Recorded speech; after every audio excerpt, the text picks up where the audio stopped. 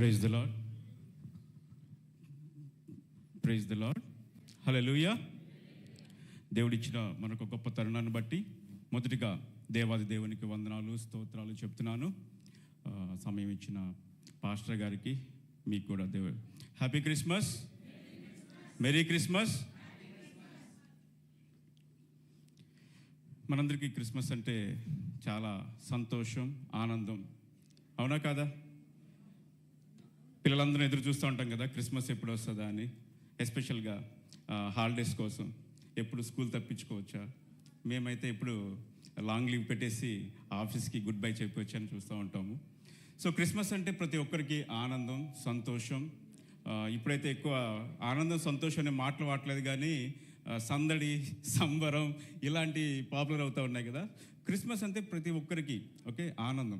ఎందుకు క్రిస్మస్ అంటే ఆనందం, ఎందుకు క్రిస్మస్ అంటే సంతోషం అంటే మనందరికీ తెలుసు, లోకరక్షకుడైన యేసుక్రీస్తు ప్రభు శరీరధారిగా ఈ లోకానికి వచ్చి మన పాపాలను భరించి, మన శాపాలను భరించి, మనకు విమోచన క్రయదానాన్ని చెల్లించి, మనల్ని విడుదల, విమోచన అనుగ్రహించి తన రాజ్యానికి వారసులుగా చేసినందుకు హల్లెలూయా. ఇలాంటి ఆనందం, ఇలాంటి సంతోషం మనందరము అనుకుంటాము చాలా ఈజీగా వచ్చింది అనుకుంటాము. Most of us will think okay it came very easily, చాలా స్మూత్గా, చాలా ఈజీగా మనకి క్రిస్మస్ వచ్చింది అనుకుంటాం. కానీ no, that is not correct, that is not true. It came at cost. ఈ క్రిస్మస్ ఆనందం కానీ, ఈ క్రిస్మస్ సంతోషం కానీ రావాలంటే కొంతమంది వ్యక్తులు వెల చెల్లించాల్సి వచ్చింది, వారి జీవితాలను పణంగా పెట్టాల్సి వచ్చింది, వాళ్ళ ప్రాణాలను పణంగా పెట్టాల్సి వచ్చింది, వాళ్ళ రిప్యుటేషన్ని పణంగా పెట్టాల్సి వచ్చింది, వాళ్ళ బిజినెస్ని పణంగా పెట్టాల్సి వచ్చింది, వాళ్ళ ఫ్యూచర్ని పణంగా పెట్టాల్సి వచ్చింది. చాలామంది వ్యక్తులు ఇలాంటి స్టెప్స్ తీసుకోబట్టి మనందరం ఈరోజు కూర్చొని క్రిస్మస్ని సెలబ్రేట్ చేసుకుంటూ ఉన్నాం. బైబిల్లో మనం చూస్తూ ఉంటాం, మొదటి క్రిస్మస్ అప్పుడు అనేక మంది వాళ్ళ కెరీర్స్ని, వాళ్ళ లైఫ్ని రిస్క్లో పెట్టి దేవుడిచ్చిన ప్లాన్ని ఎగ్జిక్యూట్ చేశారు. అలాంటి చాలామంది వ్యక్తుల్లో నుంచి ఈరోజు ఒక వ్యక్తి గురించి కొన్ని నిమిషాలు క్లుప్తంగా, మేబీ 15 minutes, ఓకే, నేను ఎక్కువ టైం తీసుకోను, ఒక 15 minutesలో క్విక్గా, క్లుప్తంగా ఒక వ్యక్తి గురించి ధ్యానం చేద్దాం ఉందాం. మనందరికీ తెలుసు, క్రిస్మస్లో చాలామంది వాళ్ళ రోల్స్ ప్లే చేశారు కదా. మేరీ ఉన్నది, జోసెఫ్ ఉన్నారు, గొల్లలు, జ్ఞానులు, ఇన్ కీపర్, అందరూ ప్రతి ఒక్కరు వాళ్ళ రోలు ప్లే చేస్తూ ఉన్నారు. ముఖ్యంగా ఈరోజు నేను మీతో కొన్ని విషయాలు పంచుకోవాలనుకున్న వ్యక్తి ఎవరంటే, he's a silent servant, forgotten hero. ఆయన గురించి మనం ఎక్కువ ప్రసంగాలు వినం, ఆయన గురించి ఎక్కువ మాట్లాడుకోము, ఆయన గురించి ఎక్కువ చర్చించుకోము. ఇన్ఫ్యాక్ట్ తను మాట్లాడిన ఒక్క మాట కూడా బైబిల్లో రికార్డ్ అవ్వలేదు. He's known for his actions, not for his talks. ఆయన తన చేతులను బట్టి మనకు తెలుస్తాడు, కానీ తను మాట్లాడే వ్యక్తి కాదు. He's known for his works. He's a dreamer. He's the one who had more dreams, who got more visitations in the entire Bible. బైబుల్లో ఎక్కువ దర్శనాలు, ఎక్కువ స్వప్నాలు ఎవరికి వచ్చినాయంటే ఈ వ్యక్తిగా వచ్చినాయి. He's a perfect executor of the plan.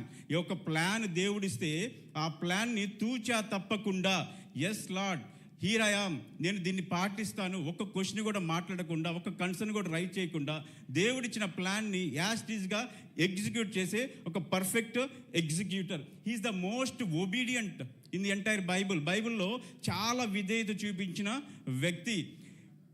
ఎన్ని కన్సర్న్స్ ఉన్నా సరే ఒక్క క్వశ్చన్ కూడా రైట్ చేయకుండా, ఒక్క లాజికల్ పాయింట్ కూడా మాట్లాడకుండా, ఒక్క రీజన్ కూడా మాట్లాడకుండా దేవుడు చెప్పిన దానికి విధేయత చూపించిన వ్యక్తి. ఫైనల్లీ, చివరిగా దేవుడు తన సొంత కుమారునికి ఈ భూమి మీద ఒక తండ్రి కావాలని చూసినప్పుడు దేవుని దొరికిన ఒకే ఒక option. He's the father of son of God. He's the father of son of God on this face of the earth. ఈ భూమి మీద దేవుని కుమారునికి తండ్రిగా బాధ్యత నిర్వహించిన వ్యక్తి ఇప్పటికే మీ అందరికీ అర్థమై ఉండాలి. ఎవరది? ఎవరు? యోసేపు. సో యోసేపు గురించి మనము కొన్ని విషయాలు మాట్లాడుకోబోతూ ఉన్నాం. ఇప్పుడు యోసేపు, ముందు నేను చెప్పినట్టు, హీఈస్ ఎ డ్రీమర్. పాత నిబంధనలో మనకు ఒక యోసేపు తెలుసు కదా. ఆ యోసేపు కూడా కలలు కనేవాడు. ఆ యోసేపుకి ఒక 2 కళలు వచ్చినాయి. కానీ కొత్త నిబంధనలో ఈ యోసేపు అయితే 4 కళలు కన్నాడు. 4 కళలు. ఆ కళలు తన గురించి కాదు, తన భవిష్యత్తు గురించి కాదు, తన కుటుంబం గురించి కాదు, తన బిజినెస్ గురించి కాదు, కానీ దేవుని ప్రణాళికని ఎలా ముందు తీసుకెళ్ళాలి, లోకరక్షుణ్ణి ఎలాగ ఈ భూమి మీద సేవ్ చేయాలి, ప్రొటెక్ట్ చేయాలి అనే పర్ఫెక్ట్ ప్లాన్కి సంబంధించిన విషయాలకు సంబంధించి దేవుడు 4 దర్శనాల ద్వారా, లేకపోతే 4 స్వప్నాల ద్వారా యోసేపుతో దర్శించి ఉన్నాడు. సో ఈ యోసేపు గురించి మనం మాట్లాడితే తన గురించి తను మాట్లాడిన ఒక్క మాట కూడా బైబిల్లో లిఖించబడలేదు. ఒక్క మాట కూడా మీరు చూస్తే మేరీకి డైలాగ్స్ ఉంటాయి. మనం నేటివిటీ స్కిట్ చూస్తూ ఉంటాం కదా, నేటివిటీ స్కిట్లో డైలాగ్స్ లేని ఒకే ఒక క్యారెక్టర్ ఎవరంటే యోసేపుకి డైలాగ్స్ ఉండవు, జస్ట్ అలా ప్లే చేస్తూ ఉంటారు కదా, అటు ఇటు తిరుగుతూ ఉంటారు. సో ఈ యోసేపు లోకరక్షకుణ్ణి ఎలాగూ మనకి అందించాడు, తనకి దేవుడు అప్పగించిన బాధ్యతను ఎలాగ ప్లే చేశాడని కొన్ని విషయాలు చూస్తే, మనం ఇందాక చెప్పుకున్నట్టు దేవుడు తనకి ఒక 4 దర్శనాలు అనుగ్రహించాడు, లేకపోతే 4 స్వప్నాలు, 4 డ్రీమ్స్ ద్వారా దేవుని ప్రణాళికను యోసేపు ద్వారా నెరవేర్చాడు. ఈ 4 డ్రీమ్స్ గురించి మనం ఇప్పుడు చూడలేం, కానీ మేబీ దేవుని చిత్తమైతే 1 లేకపోతే 2, టైంను బట్టి 1, 2 చూద్దాం. మొదటిగా ఒకసారి మనందరం బైబిల్ తెరిచి మత్తయి సువార్త 1వ అధ్యాయము 20వ వచనం చదవండి. మత్తయి సువార్త 1వ అధ్యాయము 20వ వచనం. అతడు ఈ సంగతులను గూర్చి ఆలోచించుకొనుచుండగా, ఇదిగో ప్రభువు దూత స్వప్నమందు అతనికి ప్రత్యక్షమై, దావీదు కుమారుడవైన యోసేపు, నీ భార్య అయిన మరియను చేర్చుకొనుటకు భయపడకము, ఆమె గర్భము ధరించినది పరిశుద్ధాత్మ వలన కలిగినది. ఇది యోసేపు కనిన 4 కళల్లో, లేకపోతే యోసేపుకు వచ్చిన 4 కళలలో మొదటి కళ ఏంటంటే దేవదూత. ఇక్కడ ఇంగ్లీష్లో చూస్తే an angel of God అని ఉంటుంది. ది ఏంజిల్ ఆఫ్ గాడ్ కాదు, an angel of God. మనకి పాత నిబంధనలో యెహోవా దూత అని చూస్తూ ఉంటాం, ది ఏంజిల్ ఆఫ్ గాడ్. ఇక్కడ the angel of God, an angel of God. ప్రభువు దూత స్వప్నమందు ప్రత్యక్షమై, దావీదు కుమారుడైన యోసేపు, నీ భార్య అయిన మరియను చేర్చుకొనుటకు భయపడకము, ఫియర్ నాట్. మొట్టమొదటిగా దేవదూత యోసేపుకు ఏం చెప్తుందంటే స్వప్నంలో, భయపడకు, ఫియర్ నాట్. దేవదూత యోసేపుకు భయపడకు అని చెప్తుంది అంటే యోసేపు ఏదో భయంలో ఉన్నాడు, ఏదో ఆందోళనలో ఉన్నాడు. అందుకే కదా భయపడకు అని ఎవరికి చెప్తాము? ఎవరన్నా భయపడే వాళ్ళకి, భయపడే పరిస్థితిలో ఉన్న వాళ్ళకి, భయంలో ఉన్న వాళ్ళకి భయపడకు అని చెప్తాం. ఇక్కడ దేవదూత యోసేపు దగ్గరకు వచ్చి భయపడకు అని చెప్తుంది అంటే యోసేపు ఏదో భయంలో ఉన్నాడు. ఏంటి ఆ భయం? దానికి కంటిన్యూషనే ఉంది. భయం ఏంటంటే, నీ భార్య అయిన మరియను చేర్చుకున్నటకు భయపడకు. దేని గురించిన భయం ఉంది యోసేపుకి? మరియను గురించిన భయం ఉంది. యోసేపుకు భయం ఏంటి? మరియను గురించిన భయము. మరియను గురించి ఏ భయం ఉంది యోసేపుకి? 19వ వచనం. ఆమె భర్త అయిన యోసేపు నీతిమంతుడై ఉండి, 18 చదువుదాం. మరియ యోసేపుకు ప్రదానము చేయబడిన తరువాత వారేకము కాక మునుపు ఆమె పరిశుద్ధ ఆత్మ వలన గర్భవతిగా ఉండెను. ఇప్పుడు మరియని గురించిన భయం ఏంటి యోసేపుకి? మరియతో ప్రదానం చేయబడింది, కానీ ఇప్పుడు మరియ పరిస్థితి ఏంటంటే ఆమె గర్భవతి. He's with child. ఆమెకి ఒక గర్భవతిగా ఉన్నది. యోసేపు పరిస్థితి ఎలా ఉంటుంది ఒకసారి ఆలోచిద్దాం. యోసేపు పరిస్థితి ఎలా ఉంటుంది?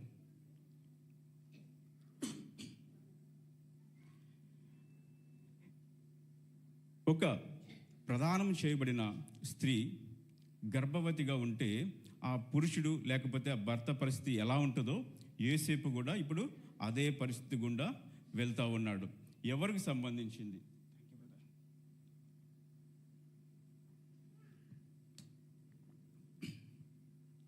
యోసేపు కూడా ఇప్పుడు అదే భయంలో ఉన్నాడు, అదే బాధలో ఉన్నాడు, అదే ఆందోళనలో ఉన్నాడు. ఏం జరగబోతూ ఉంది నెక్స్ట్? మరియని ఏం చేయాలి? ఇప్పుడు ఈ విషయము యోసేపు దాకా వచ్చింది అంటే ఎలా వచ్చింది? యోసేపుకు తెలిసింది, ఈ విషయం తెలిసింది. తనకు ప్రదానం చేయబడిన మరియ పరిశుద్ధాత్మ వలన గర్భవతిగా ఉన్నదని యోసేపుకు తెలిసింది. Somehow he came to know about this news. యోసేపుకు తెలిసింది అంటే ఎలా తెలిసి ఉండొచ్చు? మరియ డైరెక్ట్గా చెప్పి ఉండాలి, లేకపోతే ఎవరి ద్వారానో యోసేపుకు తెలిసి ఉండాలి. ఎవరి ద్వారానో యేసేపుకు తెలిసిందంటే అది యేసేపు దగ్గర ఆగిపోయిద్దా? అలా అలా అలా అలా స్ప్రెడ్ అయిపోయి అందరికీ తెలుస్తుంది. అందరికీ తెలిస్తే యేసేపు పరిస్థితి ఏంటి? సో భయం ఉంటుంది కదా. So he's going through the same phase. ఇప్పుడు నా పరిస్థితి ఏంటి, నా ఫ్యూచర్ ఏంటి, ఈ విషయం అందరికీ తెలిస్తే ఏమవుతుంది? ఇప్పుడు యేసేపుకున్న 2-3 ఆప్షన్స్ ఏంటంటే, 1 ఆమెను పెళ్లి చేసుకోవడము, 2 తెలిస్తే ఏమవుతుంది? ఇప్పుడు యేసేపుకున్న 2-3 ఆప్షన్స్ ఏంటంటే, 1 ఆమెను పెళ్లి చేసుకోవడము, 2 బహిరంగంగా పెద్దలందరినీ పిలిచి పెద్దలందరి సమక్షంలో ఆమెకి డివోర్స్ ఇవ్వటము, 3 సీక్రెట్గా ఏమి కాకుండా డివోర్స్ ఇచ్చేయడము. తన ముందు 3 ఆప్షన్స్ ఉన్నాయి. ఈ 3 ఆప్షన్స్లో తను ఏ ఆప్షన్ చూస్ చేసుకున్నాడంటే సెకండ్ ఆప్షన్ చూస్ చేసుకున్నాడు. ఒకసారి చూడండి 19. ఆమె భర్త అయిన యేసేపు నీతిమంతుడై ఉండి ఆమెను అవమానపరచునలక రహస్యంగా ఆమెను విడనాడ ఉద్దేశించును. సీక్రెట్గా తన్ని వదిలేద్దాము, తను వదిలేసి వెళ్ళిపోదాము. ఇవన్నీ ఆలోచిస్తూ ఉండగా 20వ వచనం చూస్తే, అతడు ఈ సంగతుల గూర్చి ఆలోచించుకొనుచుండగా, అంటే మరీ విషయం ఏం చేద్దాం, మరీ మ్యాటర్ని ఎలా డీల్ చేద్దాం, ఎలా హ్యాండిల్ చేద్దాం, ఎలా సెటిల్ చేద్దామని తను కలవరపడుతూ ఆందోళన పడుతూ ఉండగా, అప్పుడు ప్రభువు దూత స్వప్నమందు యేసేపుకు ప్రత్యక్షమైంది. ఏం చెప్తుందంటే, ఫియర్ నాట్, భయపడకు. క్రిస్మస్ మెసేజ్ ఏంటంటే ఫియర్ నాట్, భయపడకు. మనకు కూడా ఈ రోజుల్లో చాలా భయాలు ఉంటాయి, చాలా ఆందోళనలు ఉంటాయి, చాలా కలవరాలు ఉంటాయి. మేబీ ఫ్యామిలీ రిలేటెడ్ మ్యాటర్స్ కావచ్చు, ఫైనాన్షియల్ రిలేటెడ్ మ్యాటర్స్ కావచ్చు, పిల్లల గురించి కన్సర్న్స్ కావచ్చు, కెరీర్ గురించి కన్సర్న్ కావచ్చు. చాలా రోజులైంది, ఇంకా నాకు పిల్లలు లేరు, మా పిల్లలు ప్రయోజకులు అవ్వలేదు, నా కెరీర్లో గ్రోత్ లేదు, ఎక్కడ ఉన్నది అక్కడే ఉన్నదని రకరకాల కలవరాలు, ఆందోళనలు, ఎటువంటి మైండ్ సెట్తో మనం ఇప్పుడు వచ్చిన్నామో, listen, God is telling clearly, fear not, భయపడకు, భయపడకు. ఎందుకంటే దేవుడు మనకు తోడుగా ఉన్నాడు. మన భయాన్ని, మన ఆందోళనని ఆయన తీసివేయబోతూ ఉన్నాడు. ఇప్పుడు యేసేపుకు వచ్చిన భయము, యేసేపుకు వచ్చిన బాధ కూడా దూత క్లియర్గా ఏం చెప్తుందంటే, భయపడకు, భయపడకు. దూత దర్శనంలో చెప్పగానే, నేను ఫస్ట్లో చెప్పాను కదా, Joseph is known for perfect execution. దేవుడు ఒక ప్రణాళిక చెప్పగానే దాన్ని ఏ మాట ఎదురు చెప్పకుండా ఒబే చేసి ఎగ్జిక్యూట్ చేసింది ఎవరు అంటే యోసేపు ఒక్కడే. ఈ దేవదూత, గాబ్రియల్ దూత మనం చూస్తే గనక ఫస్ట్ జకర్యా దగ్గరికి వెళ్ళింది. జకర్యా మెసేజ్ వినగానే yes Lord, okay Lord, I'm obeying Lord అన్నాడా? How can it be possible అన్నాడు కదా. నేను వృద్ధుడిని అయిపోయాను, నా భార్య వృద్ధురాలు అయిపోయింది, ఇది మాకు ఎలా జరుగుతుంది, ఇది నాకు ఎలాగో తెలియదని కన్సర్న్ రైజ్ చేశాడు కదా. Next same angel went to Mary. Mary yes Lord అందా? ఇనిషియల్గా ఫస్ట్ టైం అందా? అనలేదు. నేను పురుషుని ఎరగని దాన్ని నాకు ఎలాగూ జరుగును అని షీ రైజ్డ్ హర్ కన్సర్న్స్. ఆమె కూడా తన కన్సర్న్స్ రైజ్ చేసింది. But if you look at Joseph, when the same Angel visited Joseph, did Joseph raised any question? Did he raised any concern? దేవదూత వచ్చి మరిని చేర్చుకున్నట్టుకు భయపడకము, ఆమె పరిశుద్ధాత్మ వలన గర్భము ధరించిందని ఎప్పుడైతే దూత చెప్పిందో, యేసేపు ఏదైనా ప్రశ్నలు లేవనెత్తాడా? ఏదైనా రీజన్ అడిగాడా? ఏదైనా కన్సర్న్ రైజ్ చేశాడా? నో. ఒక్కసారి మీరు 24 చూడండి. యేసేపు నిద్ర మేలుకొని ప్రభు దూత తనకు ఆజ్ఞాపించిన ప్రకారము చేసి తన భార్యను చేర్చుకొనెను. Immediately, there is no delay, there is no delay. ఎటువంటి ఆలస్యం లేదు, ఎటువంటి ఆలస్యం లేదు. Without any delay he immediately took an action to take Mary as his wife. ఇమ్మీడియట్గా మేరీని తన భార్యగా చేసుకున్నాడు. క్విక్గా రెండో దానికి వెళ్దాం. ఒకసారి మత్తయి సువార్త 2వ అధ్యాయము 13 చూద్దాం. వారు వెళ్ళిన తర్వాత, ఇదిగో ప్రభువు దూత స్వప్నమందు యేసేపుకు ప్రత్యక్షమై, హేరోదు ఆ శిశువును సంహరింపవలెనని ఆయనను వెదకబోచున్నాడు గనుక నీవు లేచి ఆ శిశువును ఆయన తల్లిని వెంటబెట్టుకొని ఐగుప్తుకు పారిపోయి నేను నీతో తెలియజెప్పు వరకు అక్కడనే ఉండుమని అతనితో చెప్పెను. యేసేపుకు వచ్చిన రెండో స్వప్నం ఏంటంటే, బాలుడైన యేసుక్రీస్తు ప్రభుని తీసుకొని ఐగుప్తుకి పారిపో. ఇక్కడ మనం గమనించాల్సింది ఏంటంటే, జాగ్రత్తగా చదవండి ఇది. నీవు లేచి ఆ శిశువును ఆయన తల్లిని వెంటబెట్టుకొని ఐగుప్తునకు పారిపోయి నేను నీతో తెలియజెప్పు వరకు అక్కడనే ఉండుమని అతనితో చెప్పాను. First dream is all about obedience in fear కదా. తనకున్న భయంలో దేవునికి యోసేపు విధేయత చూపించాడు. Second dream is about obedience in waiting. ఇక్కడ మనం జాగ్రత్తగా చూస్తే దేవదూత యోసేపుకి ఏం చెప్తుందంటే, నువ్వు ఐగుప్తుకి పారిపోయి నేను చెప్పు వరకు అక్కడనే ఉండు. ఇక్కడ ఎన్ని రోజులని చెప్పిందా? ఎంతకాలం అని దూత చెప్పాడా? ఎంతసేపు ఉండాలని దూత చెప్పాడా? No, indefinite. Flee to Egypt and stay there until I tell you. నేను చెప్పు వరకు నీవు అక్కడే ఉండు. When path is clear, when things are simple, మనందరము దేవుడి ఆజ్ఞకి లోబడతాం. అదే when things are not certain, when things are not clear, ఎంతమంది మనం లోబడతాం? ఐగుప్తుకి వెళ్ళు, యేసేపు బాలుని తీసుకొని ఐగుప్తుకి వెళ్ళు, ఒక 1 year అక్కడుండు, 1 year తర్వాత వచ్చాయంటే ఓకే, తనకి ఒక క్లారిటీ ఉంది, 1 year వెళ్ళాలి. అలా కాకుండా నువ్వు ఐగుప్తుకి వెళ్ళిపో, ఐగుప్తుకి వెళ్ళి నేను చెప్పేదాకా అక్కడే ఉండు అంటే he has to be in a waiting for ever. He has to wait. దేవుడు నాతో ఎప్పుడు చెప్తాడా, దేవుడు నాతో ఎప్పుడు మాట్లాడతాడా, దేవుడు నాకు మళ్ళీ దర్శనం ఎప్పుడు ఇస్తాడని he has to keep on waiting. దేవుని దగ్గర తను ప్రతి నిమిషము, ప్రతి క్షణము, ప్రతి దినము ఎదురు చూస్తూ ఉంటే కానీ, వేచి ఉంటే కానీ నెక్స్ట్ దేవుడిచ్చే కమాండ్ తను రిసీవ్ చేసుకోలేడు. ఈ టైంలో ఎక్కడైనా దేవునితో కనెక్షన్ పోయిందా, యేసేపు ఐగుప్తులోనే ఉండిపోతాడు, తిరిగి బెత్లెహేముకు రాడు. వేచి ఉండటం అనేది ఒక భయంకరమైన సిచ్యుయేషన్ మన జీవితాల్లో కూడా. చాలాసార్లు మనం కొన్ని కోసం ఎదురు చూస్తూ ఉంటాం. దేవుడి దగ్గర మనం ఒక పెద్ద లిస్ట్ పెట్టేసేసి అవి నా జీవితంలో ఎప్పుడు జరుగుతాయని ఎదురు చూస్తూ ఉంటాం కదా. అందరికి ఉంది కదా, లిస్ట్ ఉంది కదా. అవి ఆలస్యమయ్యే కొద్దీ మనం ఎలా ఉంటాము, మనలో రియాక్షన్ ఎలా ఉంటుంది, మన స్పందన ఎలా ఉంటుంది, ఇది నాకు ఇంకా ఎందుకు కావట్లేదు. వెయిటింగ్ ఈజ్ ఆల్వేస్ టెరిబుల్, ఒక టెరిబుల్ థింగ్ అనమాట మన జీవితంలో. ఆ వేచి ఉండే సన్నివేశంలో యేసేపు తన విధేయతను ఎక్కడా కోల్పోలేదు. Still it is a indefinite waiting, uncertainty is there, but still he hold his obedience. తన ఒబీడియన్స్ని, తన విధేయతని ఎక్కడ కోల్పోలేదు. అబ్రహామా నీ ఒక్కగానొక్క కుమారుని తీసుకొని మోరియా పర్వతం మీద తనని బలిగా అర్పించమని అబ్రహాముకు యెహోవా చెప్పినప్పుడు తన మోరియా పర్వతంకి వెళ్ళాడు. అక్కడ ఎక్కడ బలి అర్పించాలో తెలియదు, ఎప్పుడు ఇవ్వాలో తెలియదు, ఎక్కడ ఇవ్వాలో తెలియదు, బట్ స్టిల్ వెళ్ళిపోయాడు. అక్కడ గనక దేవుని స్వరము వినకపోతే గనక తను ఏమయ్యేవాడు, ఇస్సాకుని బలి ఇచ్చేవాడు. దేవుని స్వరం వినాలి అంటే దేవుడితో ఎప్పుడు నువ్వు కాంటాక్ట్లో ఉండాలి. నాట్ ఇది అకేషనల్గా కాదు, పీరియాడికల్గా కాదు, every day, every moment we have to be in connect with God. దేవునితో కనెక్షన్ లేకపోతే దేవునితో మనకు సంబంధం ఉండదు. దేవుడిచ్చే కమాండ్ మనం రిసీవ్ చేసుకోలేము. దేవుడి కమాండ్ రిసీవ్ చేసుకోకపోతే wheel end up doing our own will, hour own plan కదా. దేవుడు సమూయేలు దగ్గరికి వచ్చి, నువ్వు యెష్షయి కుమార్ దగ్గరికి వెళ్ళి నేను చూపించబో వారిలో ఒకరిని రాజుగా అభిషేకించమన్నారు. వారిలో ఎవరిని రాజుగా అభిషేకించాలో సమూయేలుకి దేవుడు చెప్పాడా? చెప్పలేదు. అంటే సమూయేలు యెష్షయి దగ్గరికి వెళ్ళి వాళ్ళ కుమారుల్లో ఎవరిని దేవుడు ఎన్నుకున్నాడా అని దేవుని దగ్గర వేచి ఉంటే తప్పించి సమూయేలు రైట్ డెసిషన్ తీసుకోలేడు.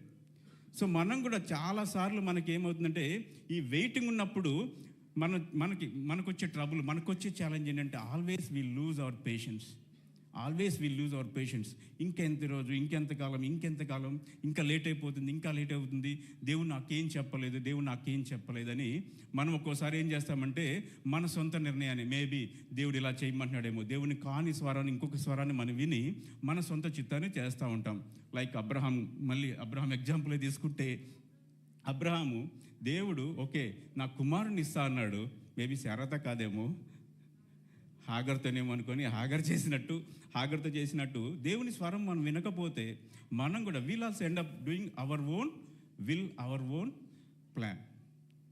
సో ఈ రెండో స్వప్నం ద్వారా దేవుడు మనకి ఏం నేర్పిస్తున్నాడంటే waiting is always important, silence is always terrible. I'm concluding. Maybe దేవుడి చిత్తం అయితే మిగతా డ్రీమ్స్ తర్వాత మాట్లాడదాము. బికాజ్ మన దగ్గర పాస్టర్ గారు ఉన్నారు కాబట్టి వాళ్ళ దేవుడు వారి నోట ఉంచిన వాక్యాన్ని మనం వినాలి కాబట్టి. So waiting is always terrible. ఈ వెయిటింగ్ టైంలో కూడా యేసేపు ఎక్కడ తన విధేయతని కోల్పోలేదు. ఒకవేళ యేసేపు తన విధేయతను కోల్పోయి ఐగుప్తులో స్కాలర్స్ చెప్పడం ప్రకారం తను 2 to 4 years ఐగుప్తులో ఉన్నాడు యేసేపు, మరియను యేసుక్రీస్తు ప్రభుని పట్టుకొని. ఈ 2 to 4 yearsలో ఎప్పుడు మళ్ళీ తనకి దర్శనం రాలేదు. మ్యాక్స్ 4 yearsలో తనకి ఎటువంటి దర్శనము రాలేదు. ఎటువంటి దర్శనం లేకుండా, ఎటువంటి ఇన్స్ట్రక్షన్స్ లేకుండా, ఎటువంటి కమాండ్స్ లేకుండా ఇండిఫినిట్గా 4 years వెయిటింగ్ అనేది ఈజీనా? No, it's not easy. But still he waited. యేసేపు కనుక వెయిట్ చేయకుండా తన ఓన్ డెసిషన్ తీసుకొని ఓకే మేబీ హేరోదు చనిపోయాడమో వెళ్ళిపోదాం అనుకొని 1 yearకి వెళ్ళిపోయి ఉంటే, 2 yearsకి వెళ్ళిపోయి ఉంటే situation will be different. So always we have to learn how to wait at the feet of the Lord. దేవుని దగ్గర మనం ఎలా ఎదురు చూడాలి, ఎలా వేచి ఉండాలనేది మనము నేర్చుకోవాలి. So first one is obedience in fear. మనకున్న భయాల్లో కూడా దేవునికి ఎలా విధేయత చూపించాలి. Second one is about obedience in waiting. వేచి ఉన్న సమయంలో దేవునికి మనం ఎలా మన విధేయతను చూపించాలి. మనలో చాలామందికి ఈ వెయిటింగ్ టైమే నచ్చదు. మనందరికీ ఫాస్ట్గా అయిపోవాలి. ఇప్పుడు ఈ టైంలో అయితే మన సెకండ్స్లో మినిట్స్లో థింగ్స్ అయిపోతూ ఉండాలి. సో ఎవరికి పేషెన్స్ లేదు, చాలా ఫాస్ట్గా అయిపోవాలి. మనలో చాలామంది సిచ్యువేషన్ ఎలా ఉంటుందంటే we want Christmas but we don't want Egypt years. We want wise men gifts without refugee road. We want resurrection Sunday without Good Friday. We want same God who said flee. దేవుడు పారిపో అంటే మనకు నచ్చదు, కానీ తిరిగి అంటే మాత్రము నచ్చిద్ది. Good Friday ఇష్టం ఉండదు, కానీ పునరుద్ధానం అంటే ఇష్టం ఉంటుంది. ఓకే, క్రిస్మస్ అంటే ఇష్టం ఉంటుంది, కానీ ఐగుప్తుకి పారిపో అంటే ఇష్టం ఉండదు. సో ఈ అన్నిట్లో కూడా దేవుడు మనకి ఏం నేర్పిస్తున్నాడంటే you have to be obedient. You have to be obedient.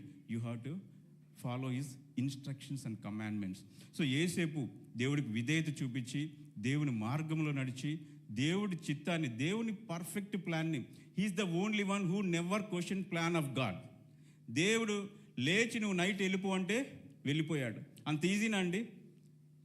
ఒక చిన్న బాబుని పట్టుకొని ఒక 2 years అనుకోండి, 2 years రఫ్గా 2 years ఉంటే యేసుక్రీస్తు ప్రభుకి, అప్పుడు ఒక 2 years బేబీని పట్టుకొని ఐగుప్తుకి వెళ్ళిపోవడం అంత ఈజీనా? నువ్వు పారిపో అన్నారు. అక్కడ మనం గమనించాల్సిందంటే నువ్వు ఐగుప్తుకి వెళ్ళు అనలే, నువ్వు ఐగుప్తుకి పారిపో అంటే స్టార్ట్ ఇమ్మీడియట్లీ. నీకు టైం లేదు, తొందరగా నువ్వు ఇక్కడి నుంచి వెళ్ళిపో, వితౌట్ ఎనీ ఫర్దర్ డిలే, ఫాస్ట్గా వెళ్ళిపో అని. ఒక 2 years బేబీని అప్పుడే ఆ మదర్ని పట్టుకొని ఆల్మోస్ట్ 17 miles ఉంటుంది. 17 miles నైట్ టైం, వెంటనే రాత్రి వేళ లేచి అని ఉంటుంది. అక్కడ నైట్ టైం వారిద్దరిని పట్టుకొని ఐగుప్తుకి వెళ్ళటము అంత ఈజీ ప్రయాణమా? Moreover his biggest challenge is he has Herod other side. హేరోదు ఒక పక్క ఉన్నాడు, ఐగుప్తు రాజు ఒక పక్క ఉన్నాడు, యేసేపు ఒక్కడే ఒక దగ్గర ఉన్నాడు. ఇక్కడ ఆల్రెడీ ఆర్డర్స్ ఉన్నాయి, షూట్ అట్ సైట్ అంటాం కదా, కనబడితే చంపేయండి అని. 2 years బేబీస్ అందరినీ చంపమని ఆల్రెడీ హేరోదు ఆర్డర్స్ ఇచ్చి ఉన్నాడు. సో వీరు గనక ఈ ప్రయాణంలో గనక హేరోదు ఆర్మీకి కానీ హేరోదు సైనికులకు కానీ కనపడితే బేబీని చంపేస్తారు, 2 years బాయ్ని చంపేస్తారు. 2 years బాయ్ని చంపేస్తే ప్రామిస్ ఉంటుందా? వాగ్దానం ఉంటుందా? లోకరక్షకుడు మనకు ఉంటాడా? సో లోకరక్షణని biggest responsibility who played that role is Joseph. Joseph యొక్క బిగ్గెస్ట్ రెస్పాన్సిబిలిటీ ఏంటంటే ప్రొటెక్టింగ్ ది సేవియర్ని చేసే గొప్ప అవకాశం, అద్భుతమైన అవకాశం ఎవరికి వచ్చిందంటే యేసేపుకి వచ్చింది. So maybe I'm concluding. So దేవుడు మనకిచ్చిన ఈ గొప్ప సమయంలో, ఈ ఆనందకరమైన సమయంలో, ఈ సంతోషకరమైన సమయంలో maybe let's retrospect. How are we doing, what are we doing? దేవునికి మనం విధేయత చూపిస్తున్నామా? భయంలో విధేయత చూపిస్తున్నామా? ఆందోళనలో విధేయతగా ఉన్నామా? లేకపోతే మన సొంత చిత్తాన్ని, లేకపోతే దేవుడు ఎప్పుడు నాకు ఆన్సర్ ఇవ్వట్లేదు, దేవుడు ఎప్పుడు నన్ను పట్టించుకోవట్లేదు అని చూస్తూ ఉన్నామా? దేవుడు వేచియుండు అంటే దేవుడు సైలెంట్గా ఉండే టైంలో మనం మన ఓన్ ప్లాన్స్ ఎగ్జిక్యూట్ చేసుకుంటూ దేవునికి విరోధంగా ప్రవర్తిస్తున్నామా? Let's examine our self and మనల్ని మనం ఒకసారి పరీక్షించుకొని దేవుని చిత్తం మీద ఆధారపడి దేవునితో కలిసి నడుచుటకు దేవుడు మనందరికీ కృప చూపించును గాక. ఆమెన్. మా దేవ, మా ప్రభువా, మా పరలోక